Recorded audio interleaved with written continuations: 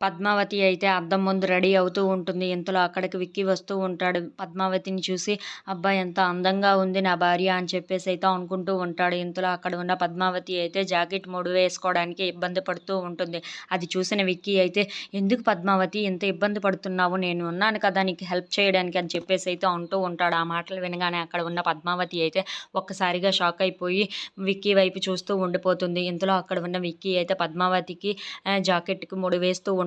అది చూసిన పద్మావతి అయితే ఏంటి ఈరోజు ఈయన ఇంత రొమాంటిక్‌గా ఉన్నాడని చెప్పేసైతే అనుకుంటూ ఉంటుంది. ఇంతలో అక్కడ ఉన్న విక్కీ అయితే పద్మావతిని దగ్గరగా తీసుకుంటూ ఉంటాడు. అది చూసిన పద్మావతి అయితే చాలా సిగ్గుపడిపోతూ ఉంటుంది. ఇంతలో అక్కడ ఉన్న విక్కీ అయితే పద్మావతి అని చెప్పేసైతే దగ్గరగా వస్తూ ఉంటాడు. ఇంతలో అక్కడ ఉన్న పద్మావతి అయితే సారు నేను బయటికి వెళ్ళాలి అని చెప్పేసైతే అంటూ ఉంటుంది. ఆ మాటలకు అక్కడ ఉన్న విక్కీ వెళ్దువు గాని నాకు కావాల్సింది ఇచ్చేస్తే నువ్వు బయటికి వెళ్ళిపోవచ్చు అని చెప్పేసైతే అంటూ ఉంటాడు. ఆ మాటలకి అక్కడ ఉన్న పద్మావతి అయితే ఏంటి మీకు కాఫీయే కదా కావాలి తెచ్చి పెడతానని చెప్పేసైతే అంటూ ఉంటుంది. ఆ మాటలకు అక్కడ ఉన్న విక్కీ అయితే కాఫీ కాదు నాకు కమ్మని ముద్దు కావాలి అని చెప్పేసైతే అంటూ ఉంటాడు. ఆ మాటలు వినగానే అక్కడ ఉన్న పద్మావతి అయితే సిగ్గుతో తలదించుకుంటూ ఉంటుంది. అలా వాళ్ళిద్దరూ చాలా రొమాంటిక్‌గా మాట్లాడుకుంటూ అయితే ఉంటారు. If you like this video please like, share and subscribe friends.